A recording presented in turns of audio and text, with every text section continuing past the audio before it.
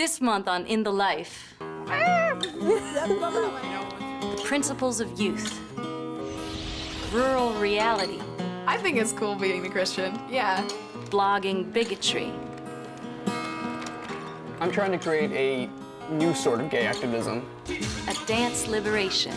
I don't come home and take off the wig and take off the girl's clothes and suddenly I'm a man.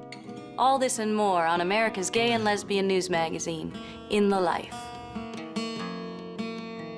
In the Life is funded in part by the H. Van Ameringen Foundation. Additional support provided by the Ford Foundation, the Gill Foundation, Otto Haas Charitable Trust No. 2, and these funders. And the annual support of In the Life members like you.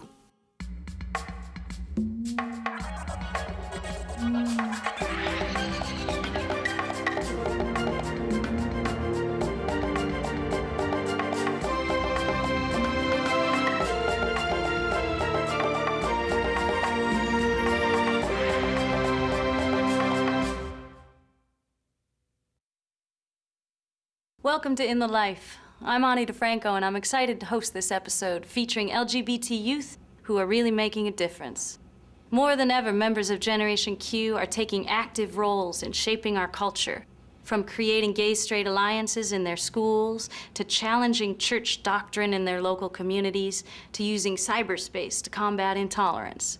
You're about to meet some unforgettable young people, leaders who offer hope to others. So school is in session, get your chin off your desk. Now pick up your pencil and turn over your test. Use your education and take an educated guess about me. He said fag to me in the hallway as I was going to lunch, and I finally just said, enough is enough. I play center, which is the position that hikes the ball. It's on the line. And the D tackle across from me, who was trying to get through the line a lot, would use a lot of trash talk. He would say faggot to me a lot. The word faggot is the #1 insult when you're in high school. And I sat down at my table with my friends and I explained the situation to them, and I can remember that they were enraged. And I had never seen my friends come to my side or come to my defense like that ever before. And they immediately got up from the table and confronted him, both girls and guys, both straight and gay, and said, listen, you need to cut it out now.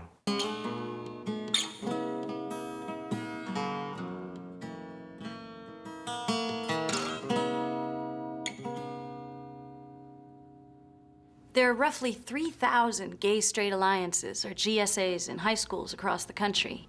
These student-run groups promote dialogue and tolerance. In some schools, they've been openly welcomed, in others, bitterly opposed.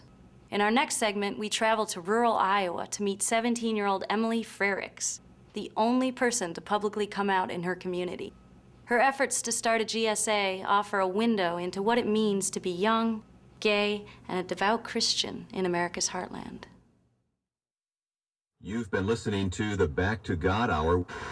What is it that saves us is God's grace. In Jesus, we have redemption through his blood, the forgiveness of sins in accordance with the riches of God's grace.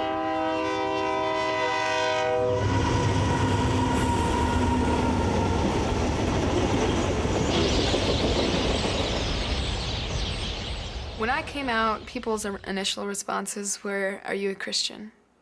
And that really bothered me, because just because I was gay, people automatically assumed that I couldn't believe in God because I'm some sort of heathen or something like that. Dear Mom, this is hard for me, and I'm not sure I can bear the reaction I will receive when you read this. I apologize if this seems dramatic, but this is very difficult. My hand can't even stay steady as I write this because I'm nervous. Hopefully I do not need to be. No matter what, remember that I am your daughter and always will be. I love you with everything that is in me. No amount of prayer can change this, trust me. I've been doing so for the past 5 years, if not longer. It's a part of me and always will be, and my heart feels that this is now the time to accept it and be proud of who I am instead of hiding from everyone. Mom, I'm gay. I understand that this may be something you will never accept, and that fact turns my head and my heart every single night and day. Please don't hate me for being who I am, for I'm still your daughter and I love and respect you very much. If only I could describe how incredible it feels to let this secret be known to you, maybe then you will be happy for me that I'm finally myself. I love you very much, and that will never change. Your loving daughter, Emily Louise Frerichs.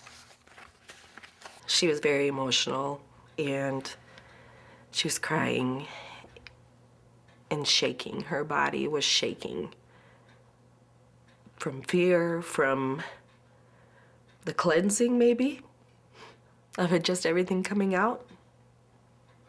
And she was scared. I guess they're not gonna play. She was terrified. I'm sure she thought that we were gonna just kick her right out of the house, you know. Like, just because, you know, the previous 15 years didn't count or something, you know.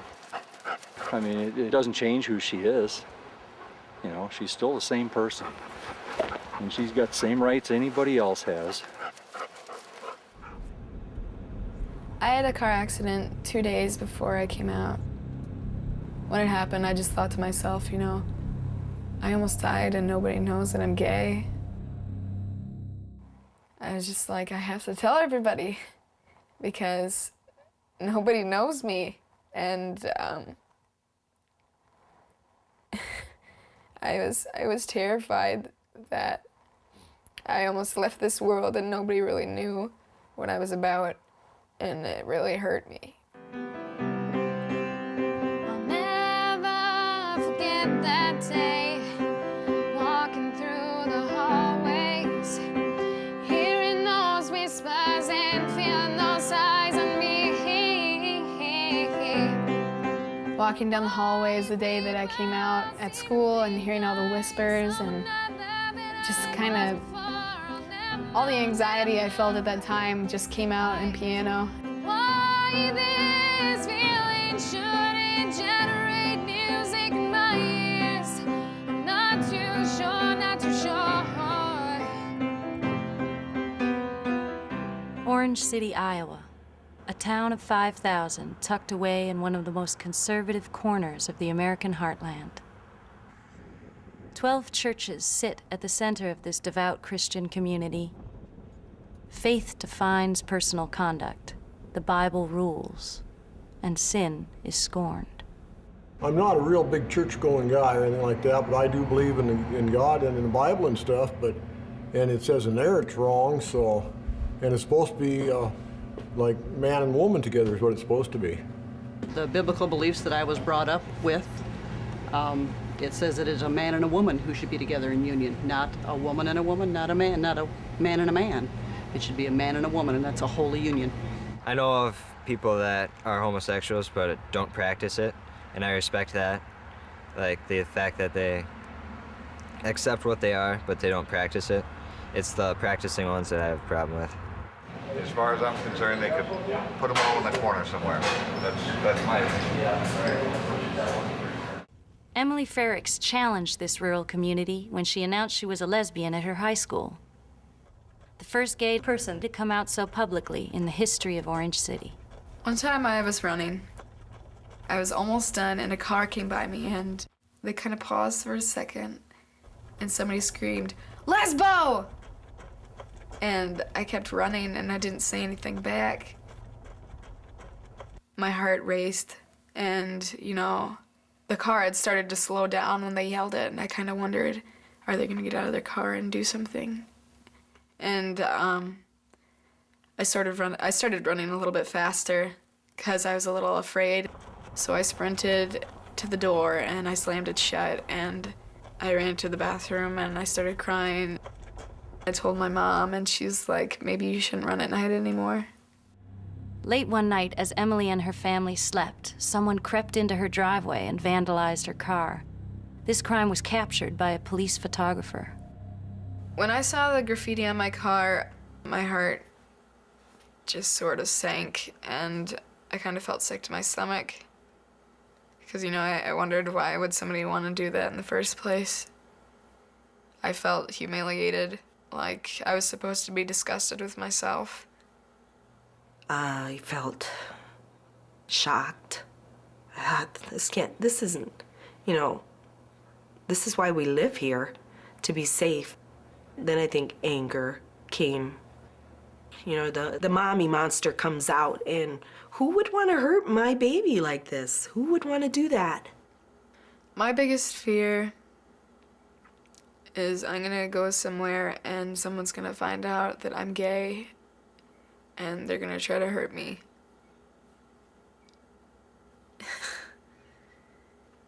And, it's hard because you want to go everywhere and be proud of who you are, and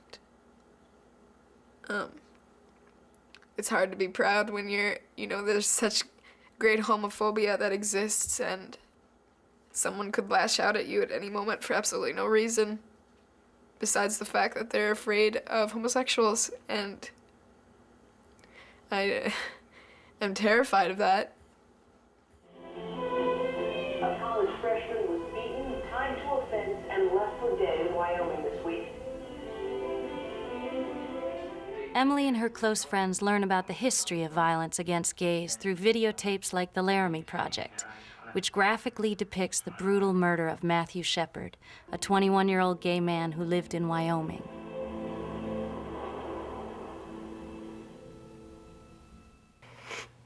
People are killed because they are gay.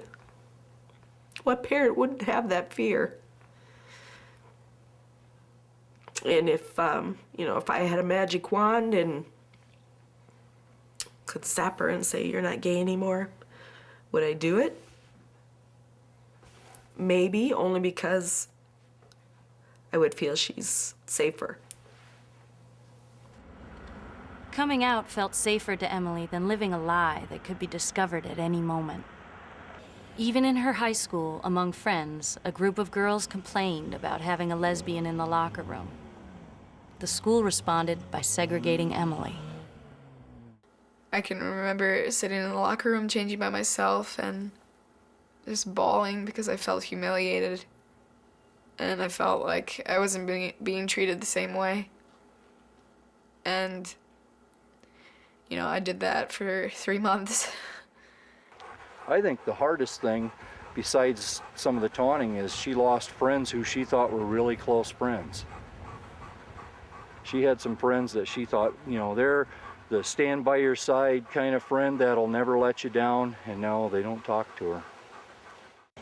Emily fought back. She proposed a gay-straight alliance so the discussion of homosexuality itself could be brought out of the closet. When I started the GSA, I had in mind that I wanted to be treated like everybody else. When people look at straight kids, they don't go, "Oh, there's the straight kid." The principal resisted the GSA at every turn. The only reason that the principal could have objected is because of his personal beliefs, and he directly told me that several times, that he didn't believe that homosexuality was right, and he knew that other people's parents wouldn't believe it was right. Despite the principal's effort to block Emily's group, in the end he had no choice. A federal law required that he allowed the GSA into the school. Emily's GSA now meets regularly at the high school, but the principal refused to allow In the Life to film there. So we asked Emily to convene an impromptu meeting at her home. Gay students or students who are perceived to be gay aren't protected, and they don't even realize it. Because saying faggot or dyke isn't acceptable, and people have made it out to be acceptable. That's why there's so much violence and just like a negative perspective on us in the first place. Right, because it's totally wrong, because it's affiliated with being stupid. Yeah, gay and lesbian people aren't stupid. Yeah. This discussion is typical of the GSA meetings, yet even this appears to threaten the high school principal. At every GSA meeting we hold at the school, the principal is in the back of the room taking notes. And it really makes me feel nervous and anxious, like I'm not supposed to be there. And he's watching my every move to see if I'm gonna slip. The worst comment that I heard was that we don't need a GSA, we don't need a club like this because people who come out deserve to be discriminated against. And I don't understand how anybody can honestly think that, because it's the same thing as saying you deserve to be discriminated against because you're black. I was only once when I first joined the GSA, someone called me a dyke to my face. I get a lot of questions. Like, people just ask me, like, what it's like and stuff, and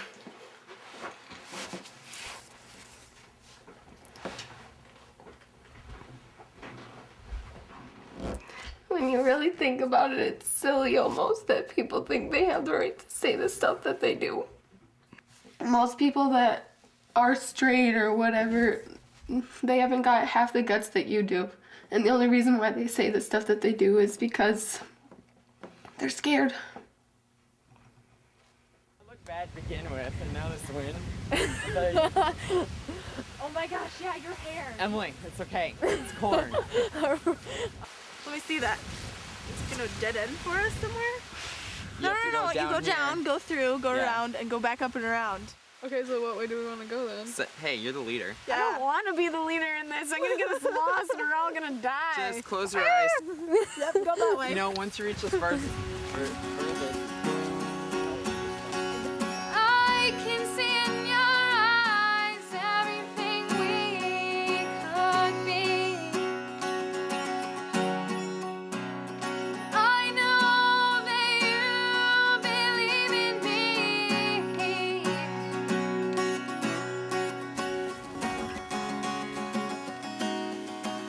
I've believed in God ever since I was little. You know, I've been raised as a Christian my entire life. My mother is a very devout Christian.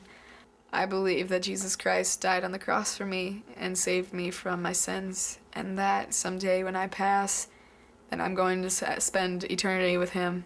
And that's very comforting for me. 3 years ago, Emily combined her love of music with a passion for her faith when she joined the New Hope Evangelical Church. This place will become like what the altars were to Abram. This church is characterized by the fervor of its pastor and a strict interpretation of the Bible. You're our healer, Lord. You're the one that brings healing. You're the one that just touches us with compassion, Lord. You're the one that lifts us up as your Spirit just moves inside of us. We give you the praise and the glory, Father. You are worthy. Lord, we don't have in our own selves the ability to provide that healing that Bob mentioned, but we know how broken we all are. On Sunday morning, the most important preparation for me is to pray and ask God to show up, and that there would actually be the presence of God in this place.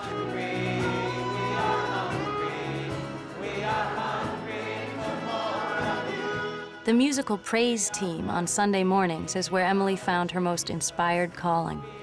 My heart would just like explode. You know, I love to sing in the first place, and when I'm up there and I'm singing for the God that I serve, it's just even more incredible.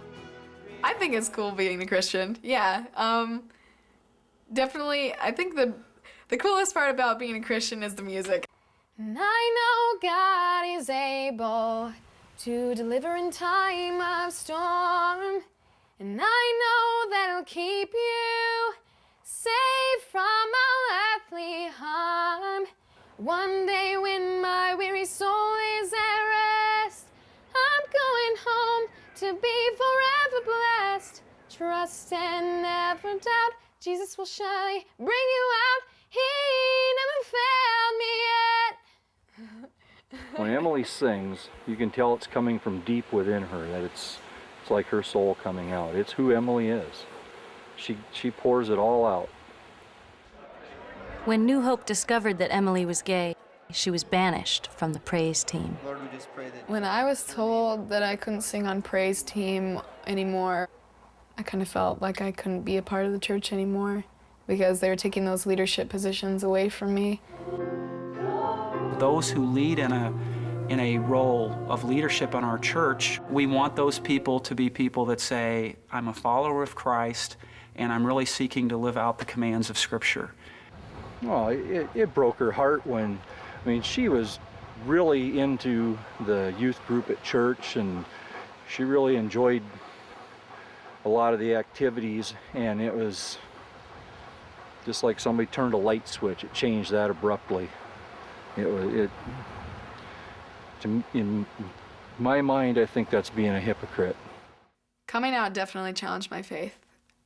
You know, people were constantly badgering me, telling me that if I was a real Christian, then I couldn't be a lesbian because that's hypocrisy. And that made me really doubt some things, like why are people treating me this way, and why are they trying to tell me that I'm going to hell? And, you know, for a while I kind of felt like I was forsaken. Hey. So you're taking the day off school today, huh? Yeah. All right. Emily met with her pastor to ask how she might reconcile her sexual orientation with her faith. It's really hard to talk about homosexuality in my relationship with God because the Bible basically says you can't justify it through him. Mm-hmm. But I know that I'm gay, and I know that's not going to change. But like wanting to understand my relationship with God and how Right. that's interpreted through homosexuality has been a little bit confusing. I think that one of the ways you're a good Bible student is you ask good questions. But what you have to keep doing, and what we're not doing now, is for both of us to have a Bible open, because it doesn't matter what I say. And if I can say this lovingly, it doesn't matter what you say, it matters. Let's wrestle with what's the text say. Yeah. And if you were reading, starting with Genesis 1 and 2, God makes Eve especially for Adam. You know, he didn't make two men or two women, he made one of each, and then he brings them together and blesses that. Anytime the Bible addresses homosexuality in terms of, it always addresses behavior only. Mm-hmm. But it never affirms, it only says, this is not God's will, this is sin. And what if I'm gay and I spent the rest of my life with another woman and we never had sex? Where does that place me? Because even if honestly I didn't do the behavior, is it still considered a sin if I'm gay and I never do it? You know what you're saying. Really, from a Christian perspective, there's two good options. You know, one option, and this is probably the only one that seems possible at first, is to say, I have these feelings, and because of what God's Word says, is I'm not going to act on these feelings. You know, in other words, celibacy, basically. Erotic, romantic relationship with the same gender is really not a Christian option. What if you could see battling, living out a homosexual lifestyle wasn't a battle that would give you less joy, but more joy? I don't know. It's really hard to explain how I feel about it, because it's like, how am I supposed to fight a natural attraction that I have for the rest of my life? And, you know, I don't honestly think I could be happy if I tried to do that, and for that reason I don't think I will. But I'm gonna honor God with everything else that I do.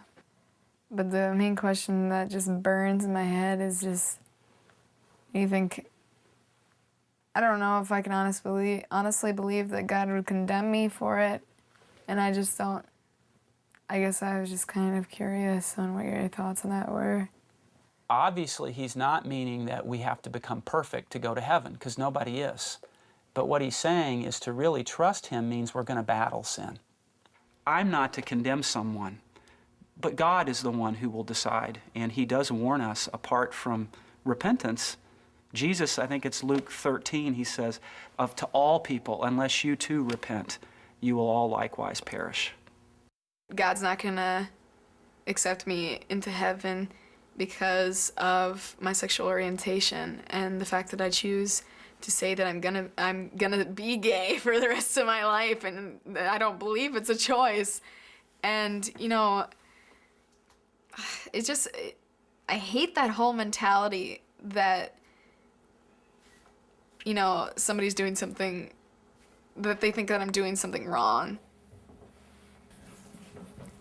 It's freezing. Too bad. It's not that's on the edge. I would like to tell this community that you helped me raise this daughter. You helped me raise my 5 children. I want this community to honor her faith and build her faith, not cut it down and tell her she's going to go to hell.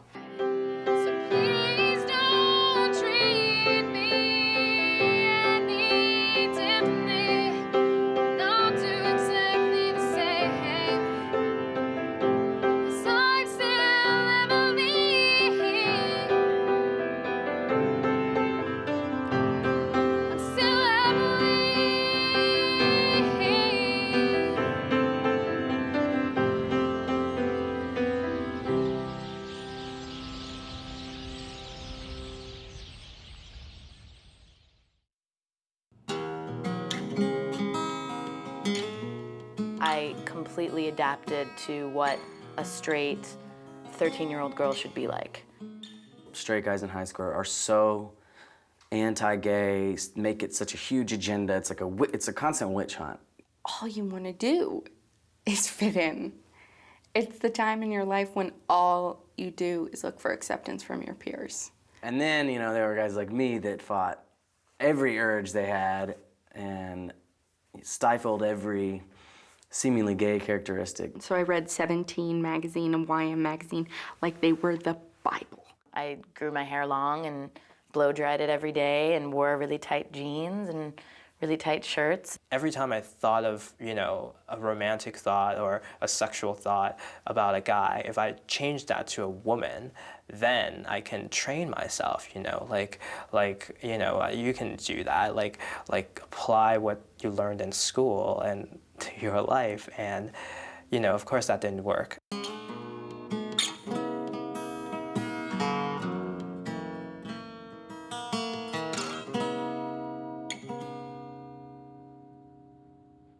Online journals, known as blogs, inspire the imaginations of a new generation of activists. Our next story takes you inside the New York apartment and inside the mind of a 26-year-old blogger, Jeremy Hooper. In the wake of a painful experience, he's created something positive, a website called Good As You that attacks bigotry with humor and wit.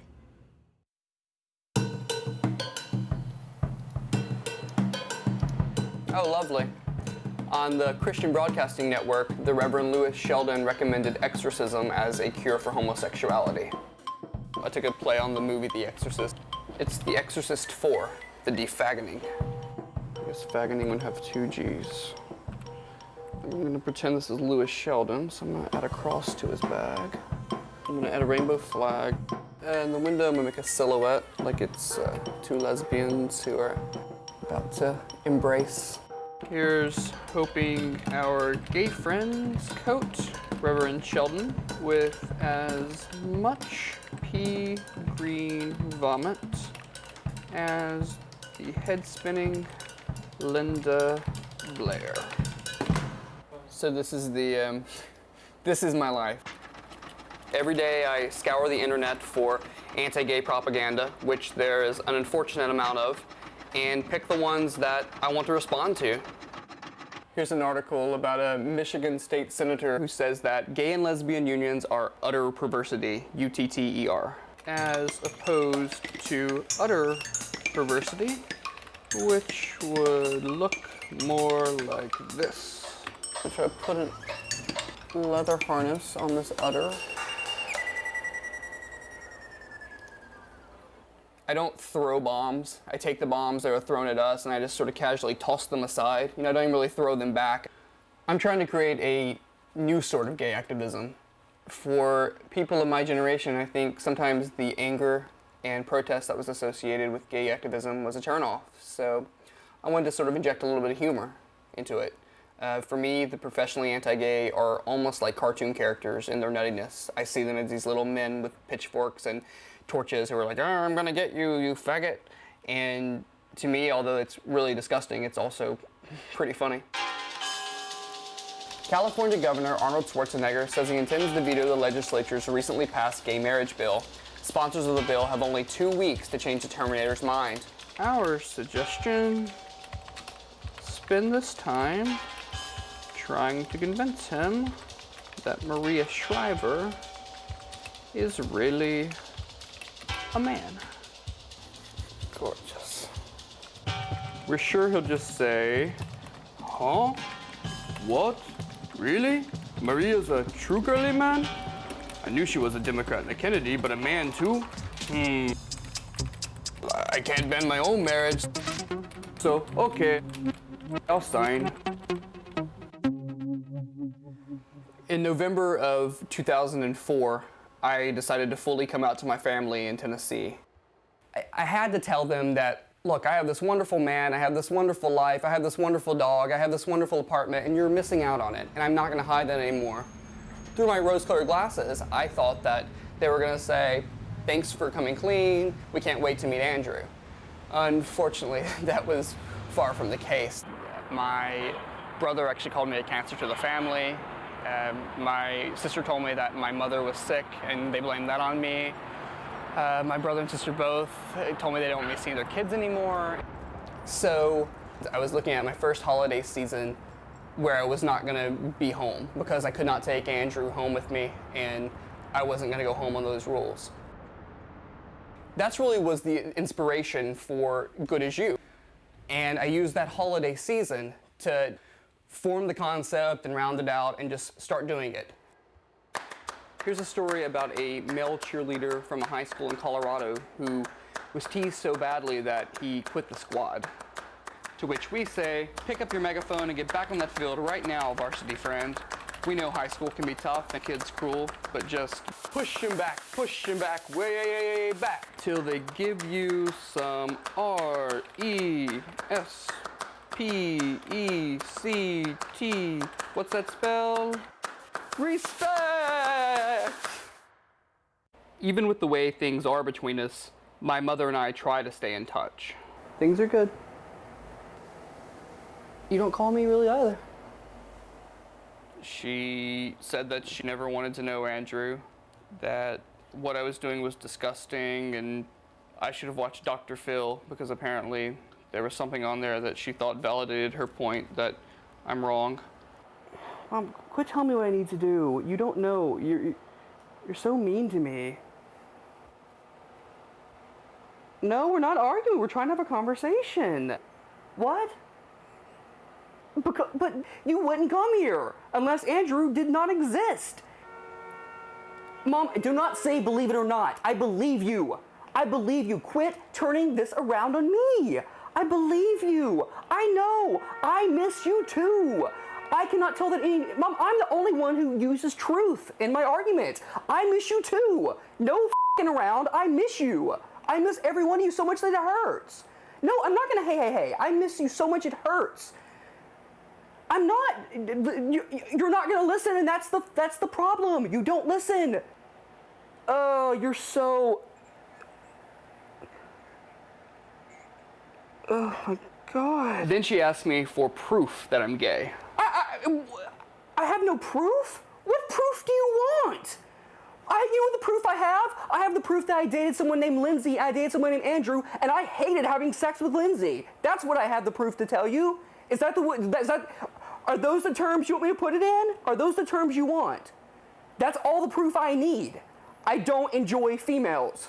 That is bottom line, Mom. I'm sorry, I don't. Brian does. I don't. That's all there is to it. There's no more proof than that. I don't care what anybody else says. And trust me, I know what they say. I deal with it every damn day. But I don't need any more proof, and neither should you. Okay, then prove to me that you're straight. Prove to me that you're not a lesbian. You've been hiding it to me all these years. Prove to me that. I mean, you've had kids and you have a husband, but you know what proof do I have? I don't really have. I don't have any concrete proof. You didn't make what choice? So why did I make a choice? Why did I make a choice then? You got to go because you don't want to hear it because I'm making sense now. You don't want to hear it. No, I don't make sense because you don't want to hear. Mom, it's not one-sided because I'm the gay man here. I'm the one telling you how it is. It's one-sided because I'm telling you how it is. Mom, you preach to me. You get this soft tone like you're preaching, and then I'm just evil. That's what you do. Bye.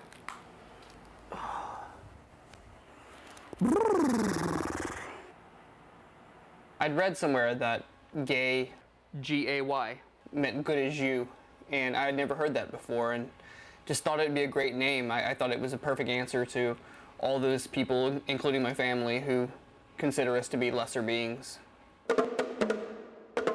I think one of the hardest parts for me in doing the site is that I have to delve into the actual just muck.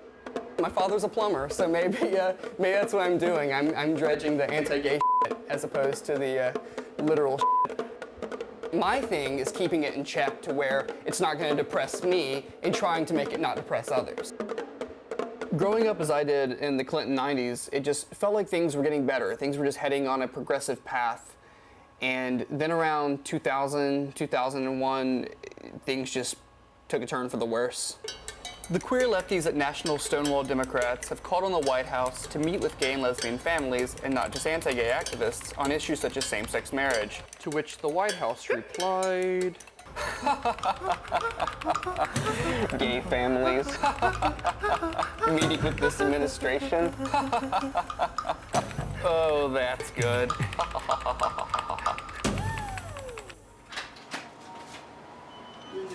Boy. I work until about 4 o'clock every day. That's when Andrew comes home, 4:30. I shut down, I put my clothes sign up, and begin my personal life at home. My big joke is that I want to be just as boring as my brothers and sisters, and that's how it is. I have a very suburban life here in Manhattan. Yay, stuffed shells. We make dinner almost every day. Why are you being so pussyfoot with that? Your language has just gotten atrocious. That's not a bad word. Foot? Yes. Tonight we're having Andrew's parents over. The most exciting part is we get to use the salad spinner.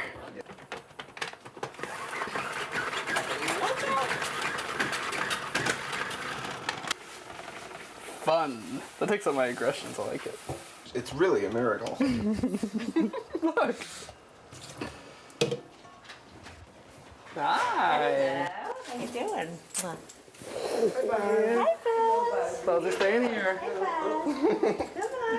know you're glad to see us. Every time I hang out with Andrew's parents, every time we do anything with Andrew's parents, it's always a very joyful experience because of the acceptance and love they show for me and the way I feel for them. It never ceases to amaze me how lucky I've been to find this, especially at a time in my life when I needed it most with my own issues of feeling sort of abandoned by your loved ones.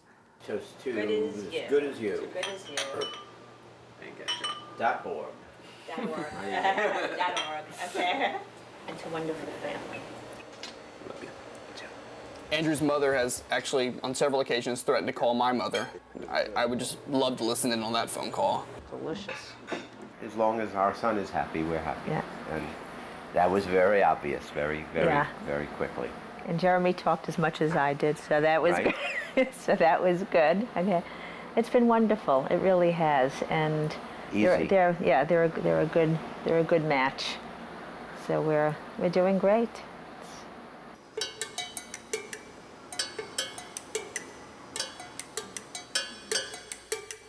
The next morning, I'm back at my computer, usually by 8 a.m.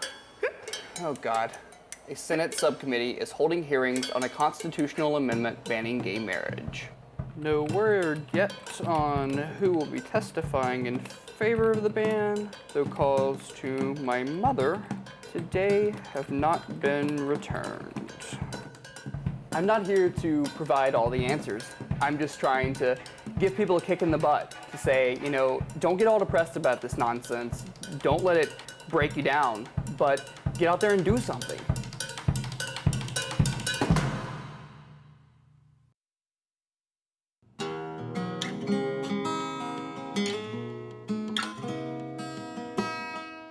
One girl, out of nowhere, kind of stands up and says, "Who in this class hates lesbians?" And so everyone's kind of like, a little confused or whatever. A couple people raise their hand, laugh around, joke and everything. And I just kind of blow it off, like whatever. I don't really care that much. A few minutes later, someone comes up to me and asks me, am I a lesbian? And I say, yes. And then they go back to her and report it. And then she and her friends start whispering. And then she stands up again and decides that she wants to make a little speech about how our lockers are near each other in the locker room and she doesn't want to be near me anymore because she thinks I'm going to look at her because I like girls and because she thinks she's so attractive. And she was really surprised when I had to shut her down with the whole, well, just because I'm a lesbian doesn't mean I like all women, especially not you. And she didn't expect that. No one did. Like, they kind of expected me to just kind of either run off crying or like blow it off or just not say anything, but that's not me. That never has been.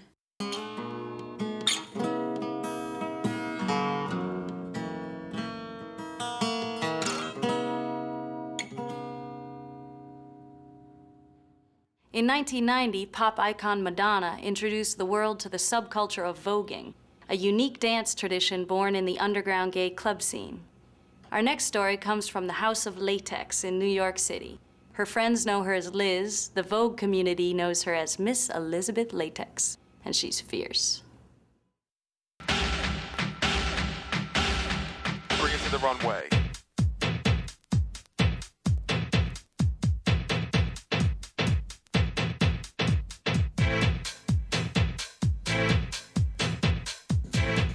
I don't know anyone that doesn't want to be validated and be seen as beautiful and kind of put on a little pedestal and, you know, be made to shine and whatnot. In our own little ways, we're all kind of little divas.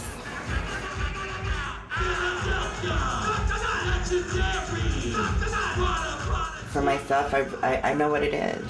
It's a competition. Okay, so I don't have a shelf full of trophies. I went throughout all of my life, and I did not necessarily have a shelf full of trophies and ribbons. Did that stop my life? No, you know, there are better things out there to worry about. This is not plain dress up for me. I don't come home and take off the wig and take off the girls' clothes and suddenly I'm a man behind my apartment door. No. You walk into my apartment and you see a woman, whether I'm here or not. 100% Puerto Rican, so I did come from a Latino family. All of the viewpoints and moral aspects that a Latino family embraces, of course, I had to deal with. Whole Latino male, it's supposed to be masculine. I remember we used to get scrutinized a lot by our own family, and they used to put us down and make comments that we were too feminine, or we were always whining, or we were, you know, it was always something, like, you know. And then my father would try to force us to, like, play certain, like, types of sports, or... He'd punch, you know, he'd, like, start roughing me around, and it's like, you know, that's fine and dandy, you wanna, you know, you wanna toughen me up, but I already know the reasons why you're doing it. It's not because you want me to you want to play with me. It's because you're trying to, you know, you're trying to toughen me up because you don't agree with my femininity. You don't agree with the way that I carry myself. And you think that by knocking me around a couple times, you're going to knock some sense into me and suddenly the masculine is just going to fall right out of me. No, that's not how it's going to work. I remember, and my sister can remember this because she was there when this happened. I really didn't see the malice or the wrongness or anything of me having my friend at school polish my nails with nail polish. And I really thought they were pretty. And they were like, what is this? Like, boys don't paint their nails. What is this? Who did this? And did you do this? And then they dragged me from the dining table. And my aunt wound up, like, grabbing her, put her hand and, like, grab me between my legs and press. What do you have this for? What do you have this for? You're a boy. You're a boy. You're not supposed to be painting your nails. You're a boy. What do you have this for? Like, literally. And I remember this to this day. It's hard when your own family does not agree with who you are. You know, and can't accept you for just you. You know, and you constantly are in this, you know, in the back of your mind, just feeling so inadequate and so, you know, like such a failure. All right, where are the earrings? They're on top of the cabinet. Why didn't you tell me? It was a little late. You had your finger pressed to it already.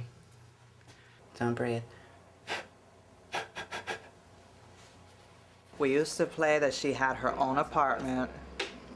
We used to play that she had her own office cubicle. We used to play office and house. And all those things she wound up getting, which makes me very proud of her. You the young adult.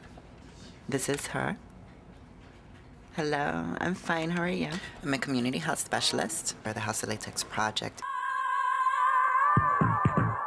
one of the first balls that we went to was the Tracy Africa Ball, and that's where we had been coined the House of Latex by the ballroom community, because we were always there as a group in, numbers doing this, kind of outreach, HIV prevention stuff. And so we were coined the House of Latex, and it just stuck. The House of Latex project is an intervention developed to inform the ballroom community around HIV. Deliverables. In particular, Youth Forum that's coming up this Friday. Everything's good to go. I posted the categories up on Walk For Me Wednesdays and sent them out to the Yahoo group. And also, remember one of your categories is calling for a safer sex. The question is really in-depth, so maybe you should have some literature around the that around actually, the though, thing. So up they into can... all realness, identifying the sexually transmitted diseases and infections. Right before the ball gets started, we all kind of just storm the tables and pile them up with condoms and informative materials and stuff. And surprisingly, by the end of the night, most of the condoms are gone.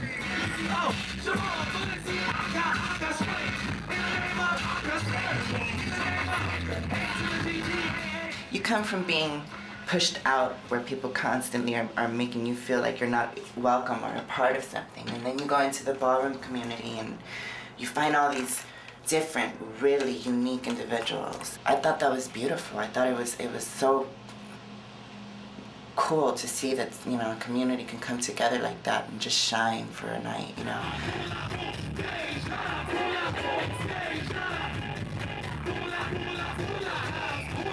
The ballroom community, to me, has always been welcoming.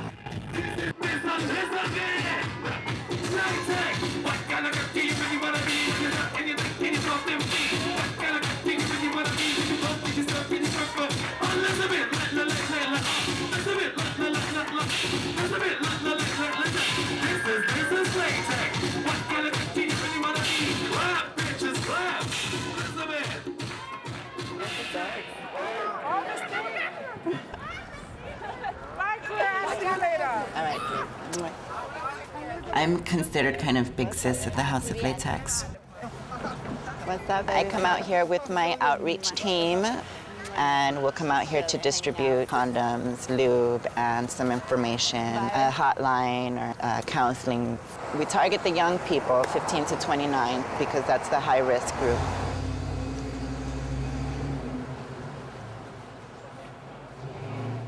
I think I was very young and naive. I was unemployed and had to come out here to make my money, hustling. If I didn't have anywhere to stay, this is where I'd end up staying, would be here, on one of the benches nearby. When you're a girl like me and you struggle to get by and trying to live, I think like any other girl who has had to sex work, you learn to grow a thick skin.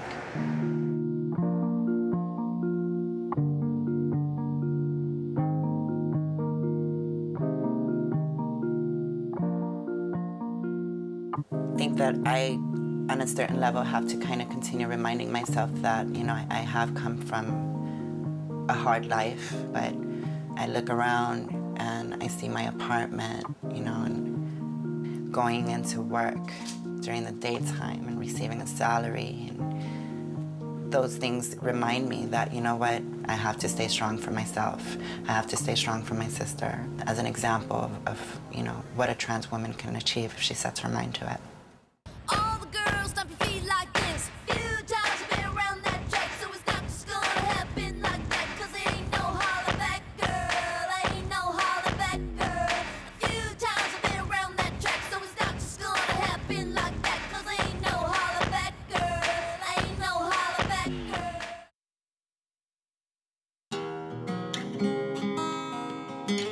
I was a freshman in high school.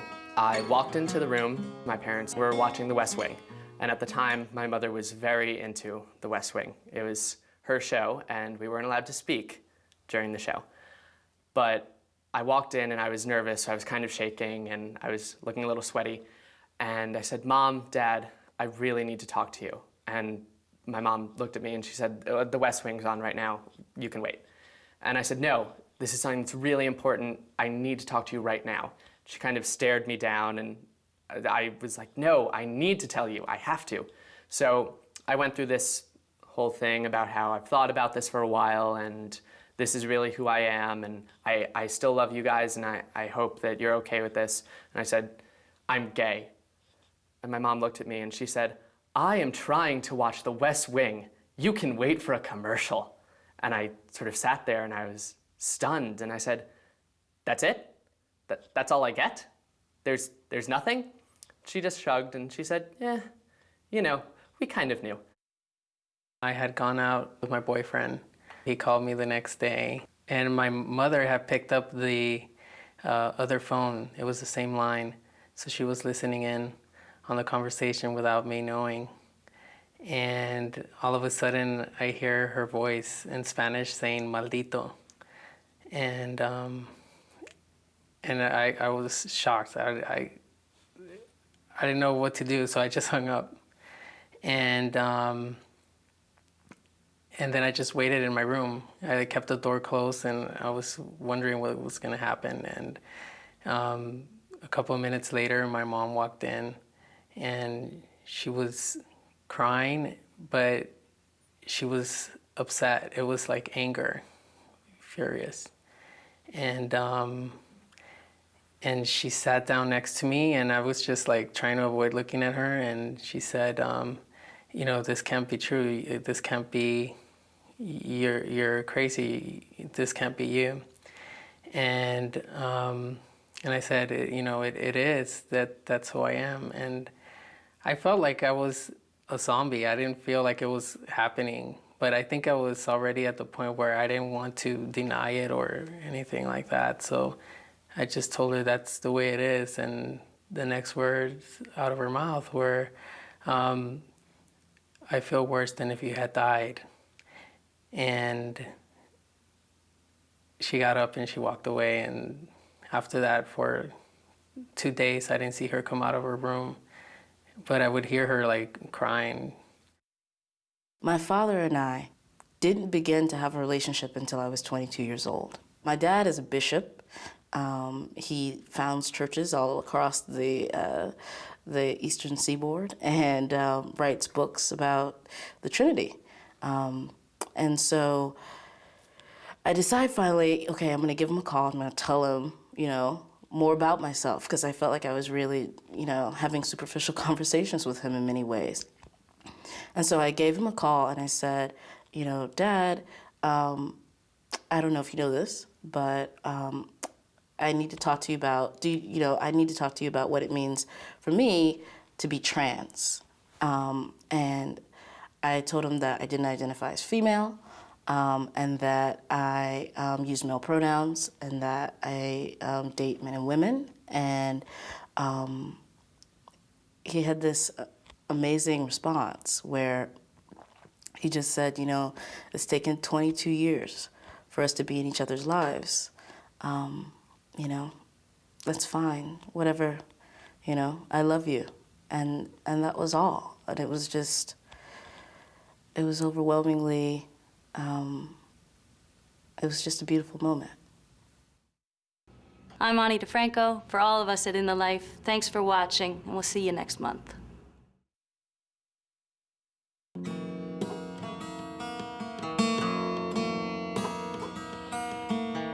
Looks like my crazy family is down one crazy daughter, 'cause I'm shipwrecked in a desert that once was underwater, just looking for a swift turn of phrase, some colors to fly as I float by in the parade.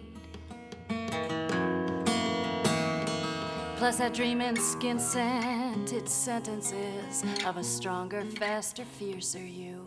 And to each noun, verb, and predicate, I dedicate a vivid hue. But you ain't done too well getting past your permanent pastel, have you now? Yeah. Desert seemed so promising, and then it paled somehow. So school is in session, get your chin off your desk. Now pick up your pencil and turn over your test. Use your education and take an educated guess about me.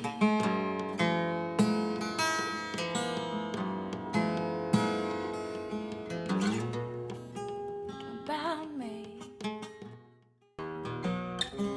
In the Life is funded in part by the H. Van Ameringen Foundation. Additional support provided by the Ford Foundation, the Gill Foundation, Otto Haas Charitable Trust No. 2, and these funders. And the annual support of In the Life members like you.